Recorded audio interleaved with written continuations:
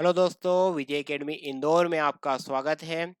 और assistant taxation exam 2022 का पूरी पूरी जो परीक्षा योजना थी वो आ चुकी है। एमपीपीएससी ने इसे रिलीज कर दिया है। तो इसके अंदर देखिए, जो आपका पेपर होगा वो दो खंड में होगा। खंड अ है, जिसमें आपका मध्य प्रदेश है, राष्ट्रीय और अंतर्राष्ट्रीय स्तर का सामान्य ज्ञान है, कंप्यूटर का आधारभूत ज्ञान है। ये आपका सिलेबस है खंड अ का, जिसमें आपसे 50 प्रश्न पूछे जाएंगे और एक क्वेश्चन के 3 मार्क्स रहेंगे। ठीक है, एक क्वेश्चन का कितने मार्क्स है? 3 मार्क्स। तो ये आपका जो खंड ए रहेगा वो 150 अंक का है। और जो आपका खंड बी है, जिसमें आपका जो सब्जेक्ट रहेगा वाणिज्य रहेगा, कॉमर्स रहेगा, इसके आपसे 100 क्वेश्चन पूछे जाएंगे और ये आपका 300 मार्क्स का रहेगा। जो आपका पूरा की पूरा पेपर में कितने क्वेश्चन आपसे पूछे जाएंगे? तो 150 प्रश्न पूछे जाएंगे और ये 450 नंबर का आपका पेपर रहेगा। पेपर के बाद जितनी पोस्ट है उसके 3 टाइम्स, जो टोटल पोस्ट है उसका 3 टाइम्स उन स्टूडेंट को इंटरव्यू के लिए बुलाया जाएगा।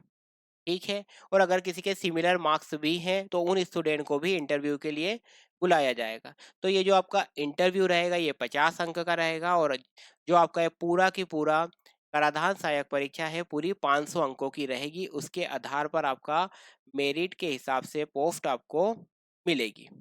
तो चलिए अब बात करते हैं इसका जो पूरी परीक्षा योजना है। इस पर मैं एक सेपरेट वीडियो लेकर आऊँगा, जिसमें इसकी पूरी परीक्षा योजना को हम डिटेल में समझेंगे। अभी हम जो बात कर रहे हैं इस वीडियो में, अभी हम बात कर रहे हैं ये जो आपका खंड ब है, इसमें ये जो आपका वाणिज्य रहेगा, इसमें 100 क्वेश्चन आपसे पूछे जाएंगे, 300 मार्क्स का ये जो पेपर रहेगा। इस पर हम इसका पूरा सिलेबस देख लेते हैं कि कितने यूनिट्स है। तो देखिए, आपकी पूरी की पूरी 10 यूनिट है। 10 यूनिट में आपका सेक्शन बी है, ये आपसे पूछा जाएगा। तो जो भी स्टूडेंट कोर्स परचेस करना चाहे, आप इससे कोर्स परचेस कर सकते हैं। तो ये पूरा की पूरा जो खंड वाणिज्य रहेगा आपका, इसे हम पूरा कवर कराएंगे। तो देखिए, जो आपकी यूनिट 1 है, लेखांकन है, इसमें आपका लेखांकन की प्रकृति, उसके उद्देश्य, लेखांकन की विधियां, लेखांकन प्रक्रिया, लेखांकन के मूलभूत सिद्धांत, अवधारणाएं, उसकी परंपरा और सीमाएं, लेखांकन समीकरण, ये सब दिया गया है। इसमें पूंजीगत और आयगत मदें, डिप्रिसिएशन मूल्यह्रास एवं इसके लेखांकन की विधियां, त्रुटियां और उनका वर्गीकरण, विभिन्न परिस्थितियों में त्रुटियों का सुधार, ट्रायल बैलेंस को तैयार करना और समायोजन सहित अंतिम खाते जो फाइनल अकाउंट होते हैं, ये सभी आपका यूनिट 1 का सिलेबस है। अब यूनिट 2 में आपकी पार्टनरशिप है, जिसमें साझेदारी संलेख, साझेदारों की पूंजी, साझेदारी सामान्य लेखे, नए साझेदार का प्रवेश, नया अनुपात, त्याग अनुपात, ख्याति का मूल्यांकन एवं उपचार, नए साझेदार के प्रवेश बल लेखांकन, साझेदार के अवकाश ग्रहण और उसकी मृत्यु, ख्याति का उपचार, नया अनुपात एवं लेखांकन, साझेदारी फर्म का जो विघटन है वो उससे संबंधित लेखांकन, दिवालिया सहित। और फिर आपका रहेगा साझेदारी फर्म का एकीकरण, साझेदारी फर्म का संयुक्त स्कंध प्रमंडल जो जॉइंट स्टॉक कंपनी होती है उनमें परिवर्तन। तो देखिए, इस यूनिट को सौरभ सर के द्वारा पढ़ाया जा रहा है। तो इस पर क्लासेस आ रही हैं। जो भी स्टूडेंट ने कोर्स परचेज कर रखा है वो सभी इस टॉपिक को कवर कर रहे हैं। ठीक है। तो ये अभी यूनिट 2 चल ही रही है।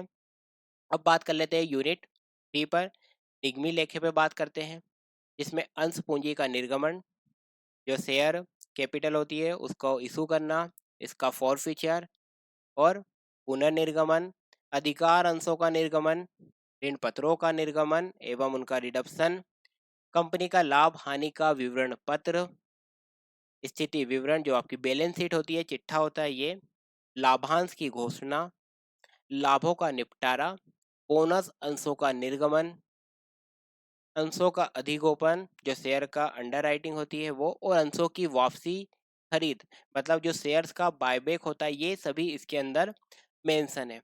तो यहाँ पर यूनिट 3 में आपका ये सब दिया गया है। यूनिट जो आपकी 4 है, यूनिट 4, इसमें आपका लागत लेखे दिया गया है। ठीक है। और देखिए, जैसे अभी पार्टनरशिप चल रही है आपकी, तो आपको वीडियो के साथ ही साथ आपको उनके पीडीएफ भी मिल जाते हैं, पीडीएफ नोट्स भी। ताकि आप इन पीडीएफ नोट्स को प्रिंट आउट ले करके आप को लिखना ना पड़े, तो आपका टाइम सेव हो जाए।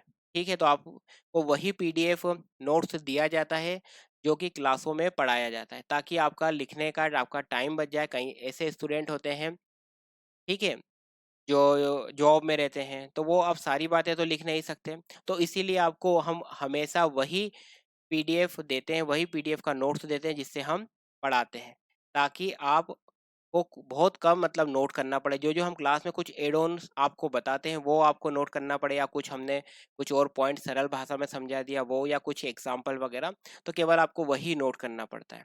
तो इसलिए आपको ये पीडीएफ नोट्स दिए जा रहे हैं कि आप इनका प्रिंट आउट लें, तो आपका लिखने का टाइम भी सेव हो जाए। तो अभी पार्टनरशिप चल रही है, तो इसके भी आपको पीडीएफ नोट्स भी मिलते जा रहे हैं, साथ ही साथ वीडियो भी मिलते जा रहे हैं। अब बात करते हैं आपके लागत लेखे पे। तो इसके अंदर देखिए, लागत की अवधारणा, उसका उद्देश्य, महत्व, लागत की विधियां, लागत के तत्व, लागत लेखांकन मानक, वन के अनुसार, सामग्री लागत, निर्गमित सामग्री का मूल्यांकन, श्रम लागत लेखांकन, मजदूरी भुगतान की पद्धतियां, ऊपरी व्ययों का वर्गीकरण, अभिभाजन एवं अवशोषण, लागत का पत्रक जो कॉस्ट शीट होती है वो, लागत का विवरण पत्रक, उत्पादन खाता, निविदा मूल्य की गणना, और मशीन घंटा दर पद्धति, लागत लेखों का वित्तीय लेखों से मिलान। तो ये जो आपको पूरा का पूरा जो कॉस्ट अकाउंटिंग है वो इसमें दी गई है इस यूनिट में। इस यूनिट में आपका निगमीय लेखे, कॉरपोरेट अकाउंटिंग की बात की गई है। इसमें आपका पूरा पार्टनरशिप को डिटेल में कवर किया गया है, और इसमें जो लेखांकन का पूरा पूरा जो कॉन्सेप्ट होता है अकाउंटिंग का, कि उसका नेचर, अकाउंट की विधियां, उसकी प्रोसेस, अवधारणा, सिद्धांत, साथ ही साथ डेप्रिसिएशन, इन सबको, ट्रायल बैलेंस, फाइनल अकाउंट, तो काफ़ी जो मतलब आपका जब सिलेबस को देखा जाए, तो आपका जो सिलेबस है वो बहुत ही अधिक विस्तृत सिलेबस है। ठीक है, तो हम इसको पूरे डिटेल में सिलेबस को कवर करेंगे। ठीक है,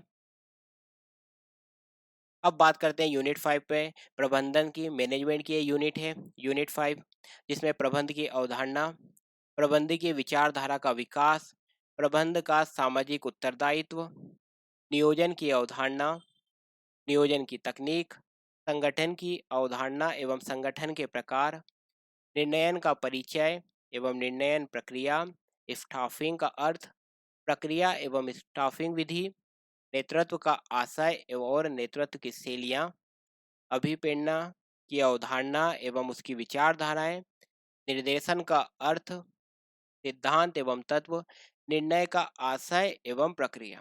तो ये जो आपकी जब यूनिट है, यूनिट 5 मैनेजमेंट की यूनिट है, इसके अंदर मैनेजमेंट के जो देखिए सारे जो मेन क्रक्स होता है वो सब इसके अंदर कवर किया गया है इस यूनिट में ही।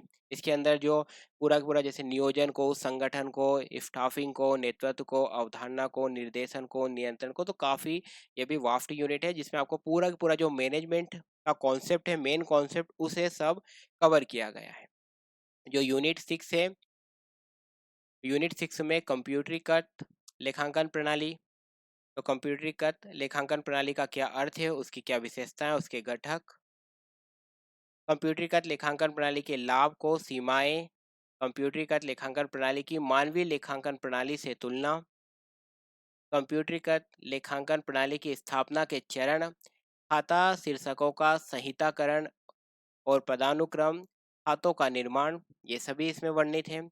लेखांकन सॉफ्टवेयर की सोर्सिंग, लेखांकन सॉफ्टवेयर पैकेज उपयोग के लिए तैयार, उपभोक्तानुकूल और उपयुक्त पैकेज, लेखांकन सॉफ्टवेयर का उपयोग करना और उसके संबंध में क्या क्या कठिनाइयां हैं और क्या सावधानियां रखना चाहिए, ये सभी की सभी इसके अंदर यूनिट 6 में मेंशन है। तो जो अकाउंटिंग के लिए जो भी जो कंप्यूटराइज आज अकाउंटिंग यूज़ की जा रही है, उन सभी को कौन कौन से अकाउंटिंग सॉफ्टवेयर यूज़ हो रहे हैं, जैसे टेली हो रहा है, सेप अकाउंटिंग है, तो इन सभी को इसमें आपको कवर करना है, ये सब है इस यूनिट में। यूनिट जब हम बात करते हैं यूनिट 7 की, तो अंकेक्षण, ऑडिटिंग की यूनिट है, एवं वाणिज्य के विविध आयाम। इसमें अंकेक्षण का परिचय, उसका उद्देश्य, महत्व, अंकेक्षण कार्यक्रम, अंकेक्षक के कर्तव्य, एक जो ऑडिटर होता है उस ऑडिटर के क्या कर्तव्य हैं, उसके क्या राइट हैं, उसकी क्या लाइबिलिटी है, और किस प्रकार से एक कंपनी में एक ऑडिटर की नियुक्ति की जाती है, ये सभी इसके अंदर सम्मिलित है। संपत्ति और दायित्वों का सत्यापन एवं मूल्यांकन, अंकेक्षण प्रतिवेदन, जो ऑडिटर रिपोर्ट देता है वो सभी इसमें कवर करना है। उद्यमिता की अवधारणा, कार्य एवं महत्व, ई कॉमर्स क्या होता है, उसका अर्थ, विशेषताएं और प्रकार। तो ये यूनिट आपकी 7 है।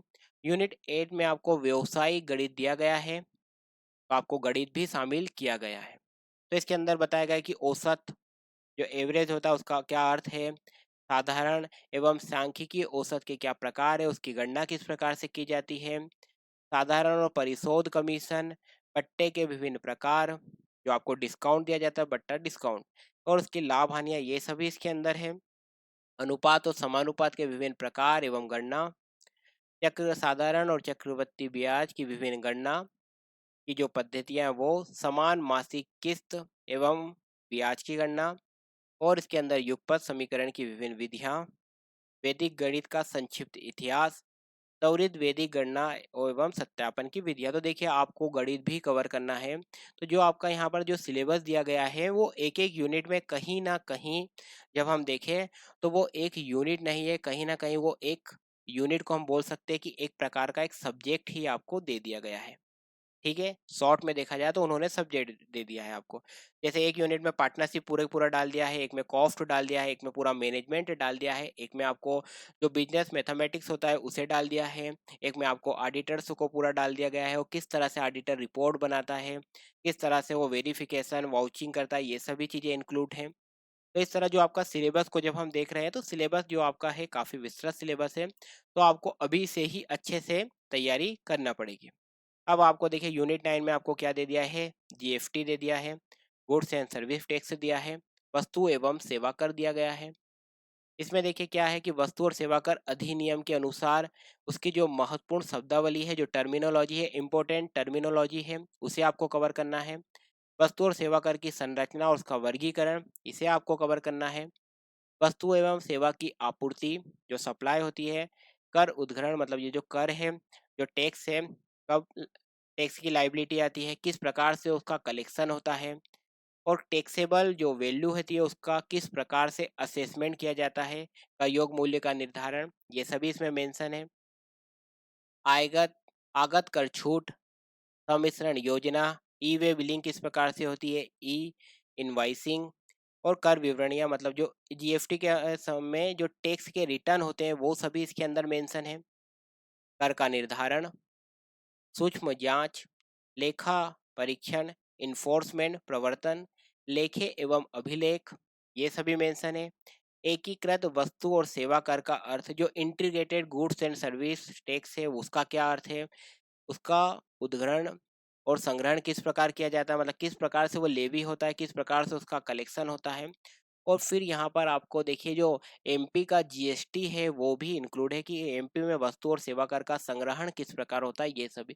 तो ये जो यूनिट है पूरी जीएसटी बेस है, इसमें आपको जीएसटी को दिया गया है। लास्ट वाली जो यूनिट है आपकी यूनिट 10, इसमें मूल्य संवर्धित कर प्रणाली है, जो वैल्यू एडेड टैक्स होता है वो दिया गया है। इसका क्या सामान्य परिचय है, उसकी क्या अवधारणा है, किस प्रकार से उसकी उत्पत्ति हुई, इसके विभिन्न प्रावधान, जो इसके मिसलेनियस प्रोविजंस होते हैं वो सभी की, जैसे इसमें डेफिनेशन, किस प्रकार से रजिस्ट्रेशन होता है, पंजीयन होता है, किस प्रकार से टैक्स की लाइबिलिटी आती है, ये सभी इसमें इंक्लूड है। विवरण पत्र, आगत कर छूट और कर का निर्धारण किस प्रकार होता है, ये बातें इसमें है। कर योग वस्तुएं कौन कौन सी है, कर की क्या दरें हैं, अतिरिक्त मांग की वसूली, और मध्य प्रदेश भू राजस्व संहिता के सुसंगत